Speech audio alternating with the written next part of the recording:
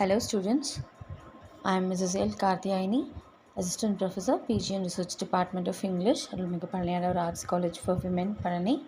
Today in this class we are going to see about the poem Snake Drying written by W. Ross. This poem comes under the paper Continental Literature. W. Ross is a Canadian poet. He has focused on versatile themes, and this poem is one simple poem where he has concentrated upon the small creature, that is snake. According to him, the snake is not so dangerous and venomous. It is very meek. It's a meek creature. Generally we say we if we disturb the other organisms, they will also disturb us. So in that manner, Ross has also explained about how a snake goes in its path, escaping from the beatings of human beings, and how it takes its way among the various landscapes. So let us look into the poem. The first stanza: the snake trying to escape the pursuing stick with sudden carvings of thin, long body.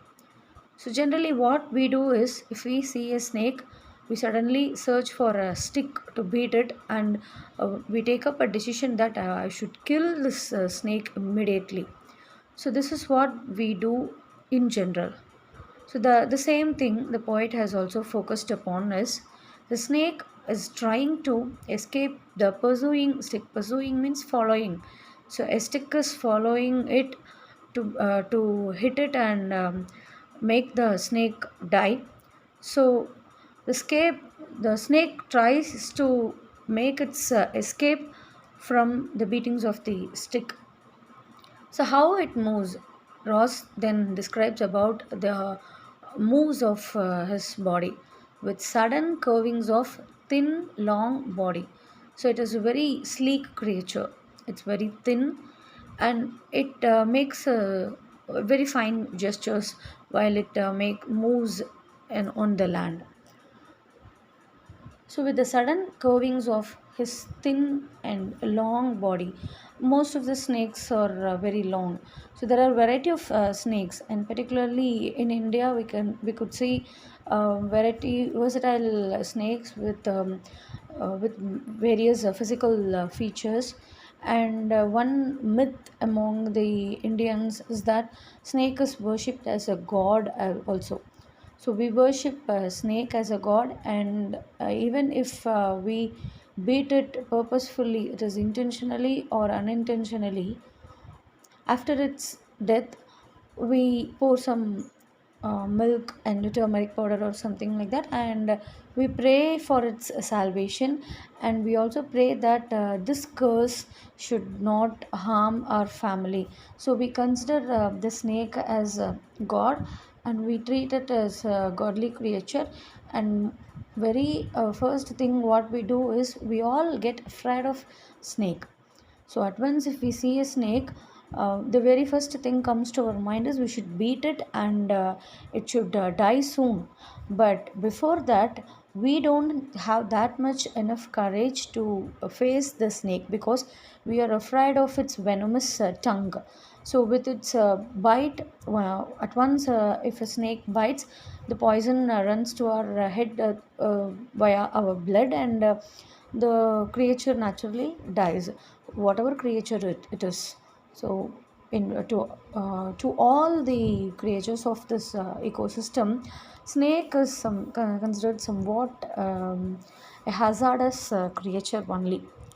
But this snake is described by Ross as very meek creature, and it tries to escape from this dangerous human beings who would hit him so stronger. So with the thin long body, the snake makes its way perfectly by curvings, by making curves of its in its body. So how beautiful and graceful are his Shapes. See how the poet has described the shape. Usually, we mention the beauty of a creature only for some birds. Flora and fauna are equal to everyone. So, both flora and fauna are to be protected. The entire ecosystem must be protected by every creature, and it is the sole responsibility of human beings to conserve the this nature, this whole ecosystem. But do we admire each and everything around us? No. The answer is simply no, because we don't have time to relish upon the beauties of nature. But see, Ross has simply has described the beauty of the snake. So, who would say that snake is very beautiful and it's lovely to look at its curvings? It's impossible.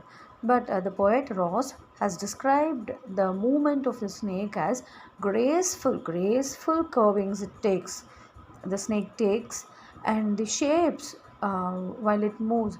So the shapes differ during its move, and those shapes look very beautiful, he says.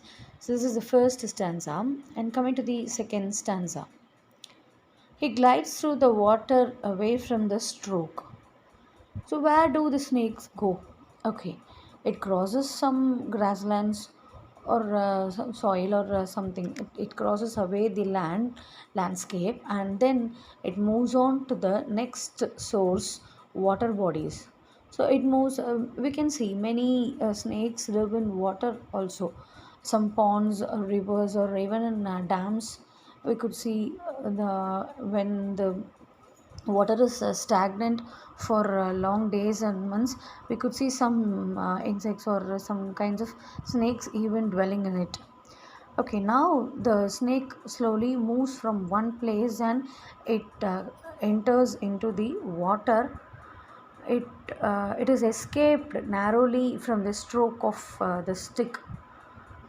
Oh, let him go over the water into the reeds to hide without hurt. So the poet Ross now grants permission for the snake, and he instructs mankind, please let him go. Let him go. Why should we stop? That's right. Let him go and take its own home. We all human beings go to our home at one and we all work for long hours, and for rest we naturally, after our work is over, we go to our home. So similarly, the snakes, they go in search of its mate or search of food or something else, and it comes back to its home. So Ross asks, or he requests mankind to let the snake go into the water, and not only just going, simply going and lying down in water. He also insists that crossing the water body, he goes straight away into the reeds. Reeds means, we know, bamboos. So he goes into the bamboo garden, and the poet asks the snakes to hide there before he gets hurt, because he considers the reeds are the only safest place for the snakes to dwell upon. So, without being hurt by the beatings of human beings, Ross asks the snake to go and hide himself in the bamboo garden. Small and green, he is harmless even to children. So now we can understand which snake Ross is talking about. Yeah, it is naturally the garden snake, the small greenish color, pale greenish colored snake. We could see naturally in gardens. In Tamil, we call it as pachai pambu. Those snakes will be very small, and most of them consider it as harmless.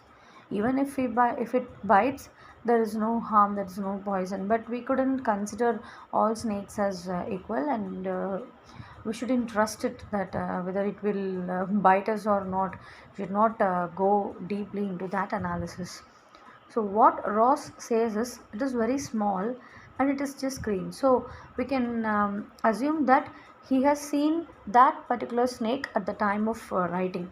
So while he starts writing this poem, or when he crosses some way, he might have seen this particular small green snake, and yeah, he has a belief that the snake would not harm anyone, that even children.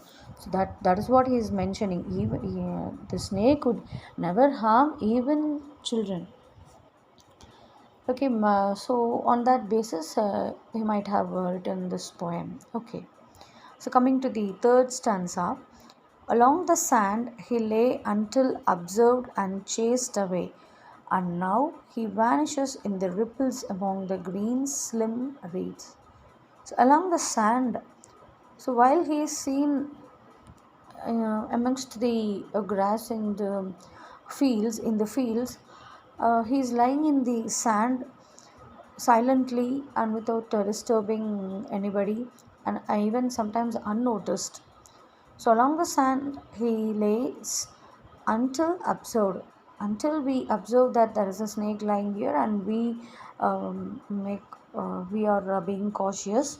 It doesn't disturb anyone. So till then it sleeps and it takes rest in the same place.